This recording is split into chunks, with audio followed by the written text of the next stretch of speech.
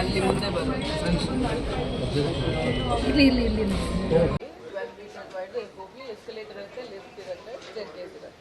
So ಜನ ಇಲ್ಲಿಂದ ಬಂದು ಬಿಲ್ಡಿಂಗ್ನಿಂದ ಹೋಗಿ ಮೇಲೆ FOBಯಿಂದ ಬಂದು ಪ್ಲಾಟ್ಫಾರ್ಮ್ಸ್ ಇದೆ. ದೊಡ್ಡಬಳ್ಳಾಪುರ ರೈಲ್ವೆ ನಿಲ್ದಾಣಕ್ಕೆ ಚಿಕ್ಕಬಳ್ಳಾಪುರ ಲೋಕಸಭಾ ಕ್ಷೇತ್ರದ ಸಂಸದ ಡಾಕ್ಟರ್ ಕೆ ಸುಧಾಕರ್ ಭೇಟಿ ನೀಡಿ 25 ಕೋಟಿ 42 ಲಕ್ಷ ವೆಚ್ಚದಲ್ಲಿ ಪುನರಾಭಿವೃದ್ಧಿಗೊಳ್ಳುತ್ತಿರುವ ನಿಲ್ದಾಣದ ಕಾಮಗಾರಿಯ ಪ್ರಗತಿ ಪರಿಶೀಲನೆ ನಡೆಸಿ ಅಧಿಕಾರಿಗಳಿಂದ ಮಾಹಿತಿ ಪಡೆದಿದ್ದಾರೆ. ನಂತರ ಮಾತನಾಡಿದ ಅವರು, ಕೇಂದ್ರ ಸರ್ಕಾರದ ಅಮೃತ್ ಭಾರತ್ ಸ್ಟೇಷನ್ ಯೋಜನೆ 2 ಅಡಿಯಲ್ಲಿ ರೈಲ್ವೆ ನಿಲ್ದಾಣ ನವೀಕರಣ ಮತ್ತು ಪುನರಾಭಿವೃದ್ಧಿಗೊಳ್ಳುತ್ತಿದೆ. ಯೋಜನೆಯನ್ನ ಸಕಾಲದಲ್ಲಿ ಮತ್ತು ಉತ್ತಮ ಗುಣಮಟ್ಟದಲ್ಲಿ ಕಾರ್ಯಗತಗೊಳಿಸುವುದನ್ನು ಖಚಿತಪಡಿಸಿಕೊಳ್ಳಲು ಕೇಂದ್ರ ಮತ್ತು ರಾಜ್ಯ ಪ್ರತಿನಿಧಿಗಳ ನಡುವಿನ ಸಮನ್ವಯದ ಪ್ರಯತ್ನವನ್ನ ಎತ್ತಿ ತೋರುತ್ತದೆ. ಅಮೃತ್ ಭಾರತ್ ಯೋಜನೆಯು ನಮ್ಮ ದೇಶದ ರೈಲ್ವೆ ಮೂಲ ಸೌಕರ್ಯವನ್ನ ಉನ್ನತೀಕರಿಸಲು ಕೇಂದ್ರ ಸರ್ಕಾರವು ಇಟ್ಟಿರುವ ಒಂದು ದೂರದೃಷ್ಟಿಯ ಹೆಜ್ಜೆಯಾಗಿದೆ ಎಂದರು. ಈ ಯೋಜನೆ ಅಡಿಯಲ್ಲಿ ಆಧುನಿಕ ತಂತ್ರಜ್ಞಾನದ ಹೊಸ ನಿಲ್ದಾಣ ಕಟ್ಟಡ ನಿರ್ಮಾಣ, ಪ್ರವೇಶ ಮತ್ತು ನಿರ್ಗಮನ ಕಮಾನು, ಶೌಚಾಲಯಗಳು, ಪ್ಲಾಟ್ಫಾರ್ಮ್, ಶೆಲ್ಟರ್ ವಿಸ್ತರಣೆ, ಲಿಫ್ಟ್ ಮತ್ತು ಎಕ್ಸಲೇಟರ್, ವಿದ್ಯುತ್ ಮಾರ್ಗ ನವೀಕರಣ, ಮಾದರಿ ವೈದ್ಯಕೀಯ ಕೊಠಡಿಗಳು ಕಲ್ಪಿಸಲಾಗುವುದು ಎಂದು ಹೇಳಿದ್ದಾರೆ.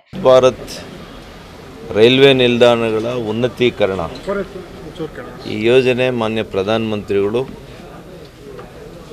ನಮ್ಮ 78 ವರ್ಷಗಳು 100 ವರ್ಷಗಳಿಗೂ ಹಳೆ ರೈಲ್ವೆ ನಿಲ್ದಾಣಗಳನ್ನು ಉನ್ನತೀಕರಣ ಮಾಡಿ ರೈಲ್ವೆ ಪ್ರಯಾಣವನ್ನು ಮತ್ತು ಸಗಟು ಸಾಗಾಣಿಕೆಗೆ ಭಾಳಷ್ಟು ಉಪಯೋಗಕಾರಿಯಾಗಿರ್ತಕ್ಕಂಥ ರೈಲ್ವೆ ಅದಕ್ಕೆ ವಿಶೇಷ ಒತ್ತನ್ನು ಕೊಟ್ಟಿದ್ದಾರೆ. ನೀವು ಅನೇಕ ದಶಕಗಳ ಒಂದು ಹೋಲಿಕೆ ಮಾಡಿದಾಗ ಕಳೆದ 10 ವರ್ಷಗಳಲ್ಲಿ 10 ಪಟ್ಟು ಹೆಚ್ಚು ಹೂಡಿಕೆಯನ್ನು ಮಾಡ್ತಾಯಿದೆ ಕೇಂದ್ರ ಸರ್ಕಾರ. ಅದರ ಭಾಗವಾಗಿ ಇವತ್ತು ದೊಡ್ಡಬಳ್ಳಾಪುರ ಐತಿಹಾಸಿಕವಾಗಿರ್ತಕ್ಕಂಥ ಒಂದು ರೈಲ್ವೆ ನಿಲ್ದಾಣ ಇದು. ಇಲ್ಲಿ ಸುಮಾರು 25 ಕೋಟಿ ರೂಪಾಯಿಗಳಲ್ಲಿ ಇವತ್ತು ಈ ಉನ್ನತೀಕರಣ ಮಾಡಲಿಕ್ಕೆ ಈ ರೈಲ್ವೆ ನಿಲ್ದಾಣವನ್ನು ಕೈಗೆತ್ತಿಕೊಂಡಿದ್ದಾರೆ. ಮಾನ್ಯ ಪ್ರಧಾನಿಗಳೇ ಇದನ್ನು ಅನೇಕ ರೈಲ್ವೆ ನಿಲ್ದಾಣಗಳ ಜೊತೆ ದೇಶದಲ್ಲಿ ಒಂದೇ ದಿವಸ ಇದಕ್ಕೆ ಕಾಮಗಾರಿಯ ಶಂಕುಸ್ಥಾಪನೆಯನ್ನು ಕೂಡ ಮಾಡಿದ್ದಾರೆ. ನಾನು ಮತ್ತು ನಮ್ಮ ಜನಪ್ರಿಯ ಶಾಸಕರು ಮಾನ್ಯ ಧೀರಜ್ ಮುನ್ರಾಜುರವರು ಮತ್ತು ನಮ್ಮೆಲ್ಲ ಅನೇಕ ಹಿರಿಯ ಮುಖಂಡರುಗಳ ಜೊತೆ ಇವತ್ತು ಭೇಟಿಯನ್ನು ಕೊಟ್ಟು ನಗರಸಭಾ ಅಧ್ಯಕ್ಷರು, ಉಪಾಧ್ಯಕ್ಷರು, ಎಲ್ಲ ನಗರಸಭಾ ಸದಸ್ಯರುಗಳು ಇವತ್ತು ಭೇಟಿಯನ್ನು ಕೊಟ್ಟು ಕಾಮಗಾರಿಯನ್ನು ವೀಕ್ಷಣೆ ಮಾಡಲಿಕ್ಕೆ ಬಂದಿದ್ದೇವೆ.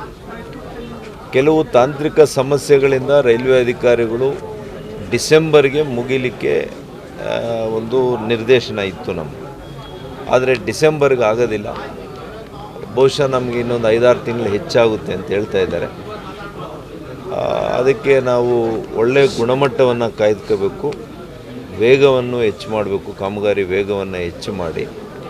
ಕೆಲವು ತಾಂತ್ರಿಕ ಸಮಸ್ಯೆಗಳು ಕೂಡ ನಮ್ಮ ಸ್ಥಳೀಯ ನಾಯಕರುಗಳು ಹೇಳಿದ್ದಾರೆ. ಇಲ್ಲಿ ರೈಲ್ವೆ ವಿಶೇಷವಾಗಿ ಮೇಲ್ಸೇತುವೆ ಇರ್ಬೋದು, ಚರಂಡಿಯ ವ್ಯವಸ್ಥೆ ಇರ್ಬೋದು, ಮತ್ತು ಸೇಫ್ಟಿ ವಿಚಾರದಲ್ಲಿ ಕೂಡ ನಮ್ಮ ಶಾಸಕರು ಹೇಳಿದರು, ಅಲ್ಲಿ ಒಂದು ಓವರ್ ಬ್ರಿಡ್ಜ್ ಮಾಡಿಸಿದರೆ ಮತ್ತಷ್ಟು ಉಪಯೋಗಕರ ಅಂಥೇಳಿ.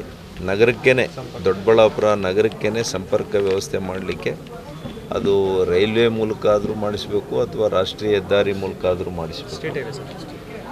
ಅದನ್ನೇ ಅಪ್ಗ್ರೇಡ್ ಮಾಡಿಸಬೇಕಾಗ್ತದೆ. ಹಾಗಾಗಿ ಅದನ್ನು ನಾನು ಅವ್ರ ಜೊತೆ ಮಾತನಾಡಿಕೊಂಡು ಅವರ ಒಂದು ಪತ್ರವನ್ನು ಅವ್ರ ಹತ್ರ ಈಸ್ಕೊಂಡು ಕೇಂದ್ರ ಸರ್ಕಾರದ ಜೊತೆ ಮಾತನಾಡಿ ಆದಷ್ಟು ಕೂಡ ಇವೆಲ್ಲ ಕಾಮಗಾರಿಗಳಿಗೆ ಒತ್ತನ್ನು ಕೊಡುವಂಥ ಕೆಲಸ ನಾವು ಮಾಡ್ತೇವೆ. ಇವತ್ತು ದೊಡ್ಡಬಳ್ಳಾಪುರ ಒಂದೇ ಅಲ್ಲ, ನಮ್ಮ ಕ್ಷೇತ್ರದಲ್ಲಿ ಇವತ್ತು ನಂದಿ ಕೂಡ ಉನ್ನತವಾಗಿರ್ತಕ್ಕಂಥ ನಿಲ್ದಾಣವನ್ನು ನಾವು ಮಾಡ್ತಾ ಇದ್ದೇವೆ. ಅದು ಕೂಡ ಬ್ರಿಟಿಷರ ಕಾಲದ್ದು, ಇದು ಕೂಡ ಬ್ರಿಟಿಷರ ಕಾಲದಲ್ಲೇ ನಿಲ್ದಾಣ ಆಗಿದ್ದಿತ್ತು. ಮತ್ತು ನಮ್ಮ ತಾಲೂಕಿಗೆ ಇವತ್ತು ದೊಡ್ಡಬಳ್ಳಾಪುರ ತಾಲೂಕಿಗೆ ಅನೇಕ ಯೋಜನೆಗಳು ಈಗಾಗಲೇ ಕೇಂದ್ರ ಸರ್ಕಾರದ ಯೋಜನೆಗಳು ಬಂದಿದ್ದಾವೆ. ಪ್ರಗತಿ ಆಗ್ತಾ ಇದೆ. ಅದರದ್ದು ತಮ್ಮ ಮಾಧ್ಯಮ ಸ್ನೇಹಿತರ ಜೊತೆ ನಾನು ನಮ್ಮ ಕ್ಷೇತ್ರಕ್ಕೆ ಕಳೆದ 1 ವರ್ಷದಿಂದ, ಅಂದರೆ ದೊಡ್ಡಬಳ್ಳಾಪುರ ಕ್ಷೇತ್ರಕ್ಕೆ ಕೇಂದ್ರ ಸರ್ಕಾರದ ಅನುದಾನಗಳು ಯಾವ್ಯಾವ ಇಲಾಖೆಗೆ ಎಷ್ಟು ಬಂದಿದೆ ಅದನ್ನು ವಿಶೇಷವಾಗಿ ನಾವು ಕೂತ್ಕೊಂಡು ಒಂದು ಅರ್ಧ ಗಂಟೆ ನಿಮಗೆಲ್ಲರಿಗೂ ಕೂಡ ಮಾಹಿತಿಯನ್ನು ಹಂಚ್ಕೊಳ್ಳುವಂಥ ಕೆಲಸ ನಾವು ಮಾಡ್ತೀವಿ. ಈ ಸಂದರ್ಭದಲ್ಲಿ ದೊಡ್ಡಬಳ್ಳಾಪುರ ಶಾಸಕರಾದ ಧೀರಜ್ ಮುನ್ರಾಜು, ಸ್ಥಳೀಯ ಜನಪ್ರತಿನಿಧಿಗಳು, ಮುಖಂಡರು, ರೈಲ್ವೆ ಅಧಿಕಾರಿಗಳು ಉಪಸ್ಥಿತರಿದ್ದರು. MMTV news bureau, Chikkaballapur.